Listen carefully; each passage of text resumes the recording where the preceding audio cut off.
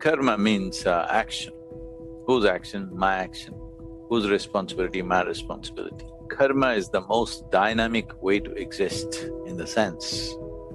Karma essentially means, when you say, my life is my karma, it means my life is my making. Karma means it is the residual impact of all the actions that you perform. Karma does not mean that you did good or bad, it's not about good and bad karma. It is just that everything that happened to you in terms of thought, emotion, action and energetic reverberations, the residual impact is there as memory. When I say memory, your existence itself is memory.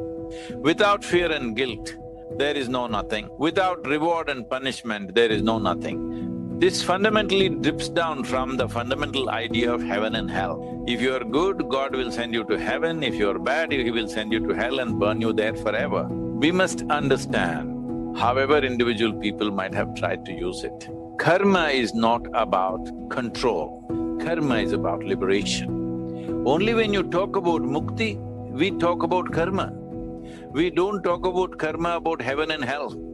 Karma means my action, my responsibility, my life is my making. So if you understand this, you will not be controlled from outside, you will be liberated from inside. When I say action, as you sit here, your body is doing certain functions, which is an action.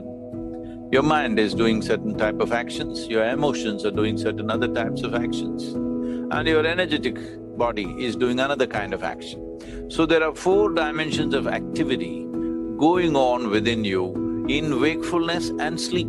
But if you take just wakefulness, let's say from the moment you got up to this moment, how much has happened in body, mind, emotion and energy, and how much of it is conscious? If you look at it, for almost every human being, it's way below 1%. If we want to understand the consequence of this, let's say you get onto your bicycle and you want to ride for 10 minutes. In this 10 minutes, 9 minutes you close your eyes and ride. Well, we know where to pick you up, all right? So this is what it means. Right now, people feel that life is hitting them from various… they don't know from where. They think somebody from up there is slapping them in the face. Destiny means people who believe that they can go where they want to go. If a destination means I'm going somewhere, when you leave your destiny from your hands and think it just happens to you, we can call that fate. When destiny is not handled hands-on, then it becomes fate, or you become fatalistic from that. Karma means, till now what has happened? See, you cannot change yesterday's karma. Today you can only experience, tomorrow you can craft. What is past, you can only remember that, you can only learn from that. What is present, you can only experience it. What is future, you can craft it. So crafting your destiny is possible, only possible for one who sees my life is my karma, whether he or she uses that word or not. In so many ways, human beings around the world have realized that it is their thought, their emotion, their actions, their focus and orientation within themselves which gets them where they want to go. Others think it is happening from somewhere else. So those who think it'll happen from somewhere else will live accidental lives, and they always have somebody else to blame for things that did not happen in their lives, for things that they are not. They think it's because of somebody. Now, the moment you see it's my karma, your successes and your failures are yours. The moment you see it is all yours, you will do the best you can. Now, this is destiny does not mean where you go in the world, because where you go in the world is in many ways a consequence of the times in which we exist. Right now we are in 21st century, you are in Estonia, I am in Monterey, California, and we are talking. Well, this is possible because we are in 21st century.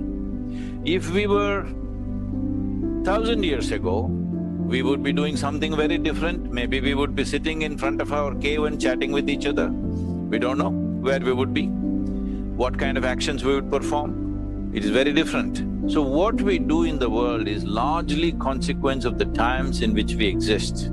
But how we are is essentially our destiny, because our destiny is in the way we experience it. You could be in the best place and be absolutely miserable. You can live in a palace and be horrendously miserable. You can live on the street and be exuberantly joyful. Both are possible. So your experience of life is where your destiny is, because it's your experience of life that determines the quality of your life, not where you are, where you're going, what you're doing. No, these things are only socially relevant, they are not existentially relevant. Existentially for you as you sit here, what is your experience of life? How profound is it? How pleasant is it? How wonderful is it? This is all that determines. This destiny 100% you can take charge of this, because human experience is caused from within. Pain and pleasure, joy and misery, agony and ecstasy happens from within us. So when it is happening from within us, at least what is happening from within us must happen my way. What is happening from within me must happen my way. What is around me is not all mine. Everybody has their piece in it. Maybe I also have a piece, I can push for a bigger piece, but that's it. There is never going to be any time for any human being where the external situations will be 100% the way you want it. It never ever will happen. But what is within me must be 100% the way I want, otherwise I'm a lost case. This is what karma means, that you take charge of all that you can take charge. There are a few things that won't happen in our lives. If we do not do what we cannot do, that's not the issue. But if we do not do what we can do, we are a disaster. Once you see my life is my karma, you will not be such a disaster. That is the important aspect. See, within us, as I said, this body is a huge body of memory, evolutionary, genetic, karmic, articulate, inarticulate, unconscious, subconscious, conscious levels of memories. You can bifurcate into many more strands. But essentially, what you know as myself is just a consequence of the memory that is stored within you, which is largely not in your excess, but it is playing out in its own way. The very way you sit and stand, the way you look, the way you behave, everything is controlled by your memory. Or in other words, in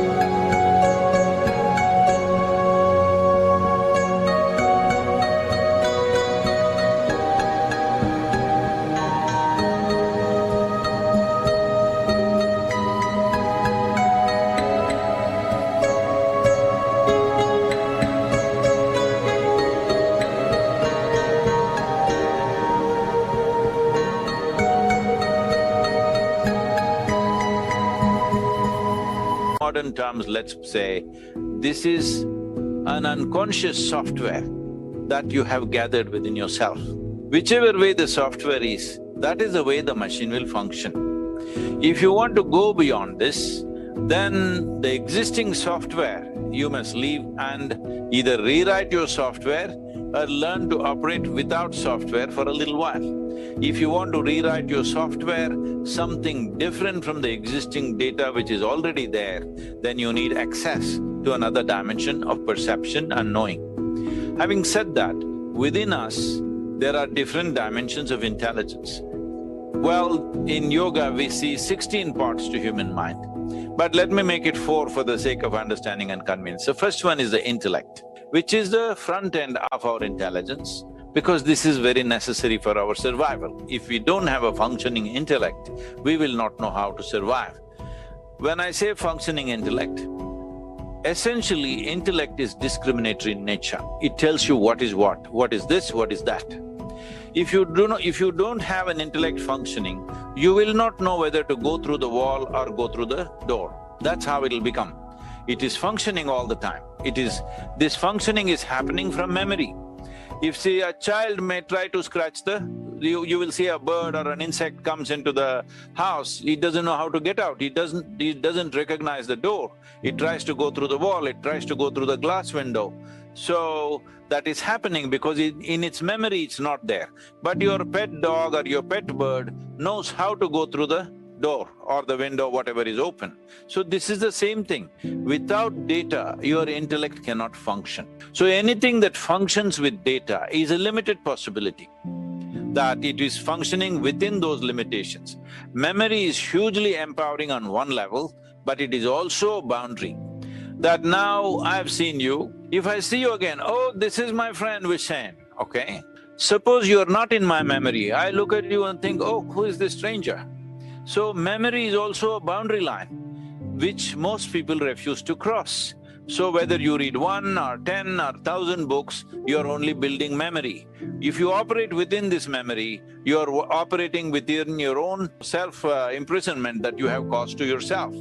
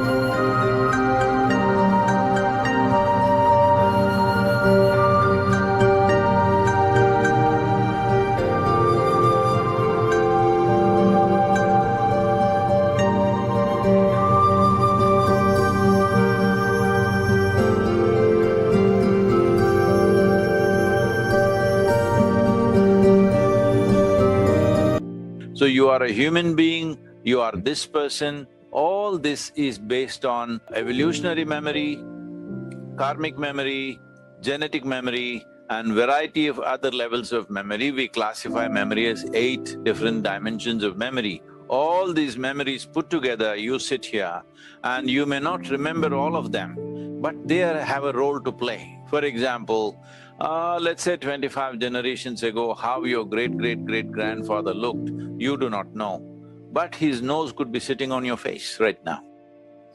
Even your skin tone remembers how your forefathers were 1,000,000 years ago.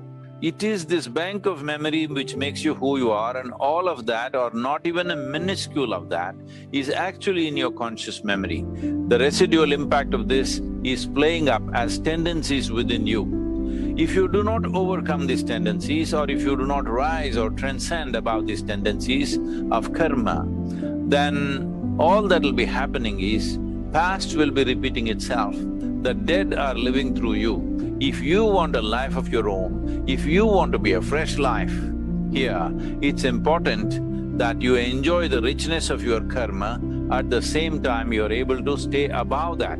You're able to use this to enhance, the quality of your life, but you don't allow it to seep into today. Because if it seeps into today, you have no life. Your parents, your grandparents, your forefathers will start living through you. This is very important that you understand and accept karma for what it is, at the same time you create a little space from it. We have been telling people that everything is managed from up above. Well, the coming generation of people once again have come to a place, the ancient generations knew this very well, but once again, after many centuries, the coming generation of people, I don't think anybody of the next generation want their life to be managed from heaven. They want to be in charge of their lives. If they want to be in charge of their lives, it's most important to understand that there is something called as karma.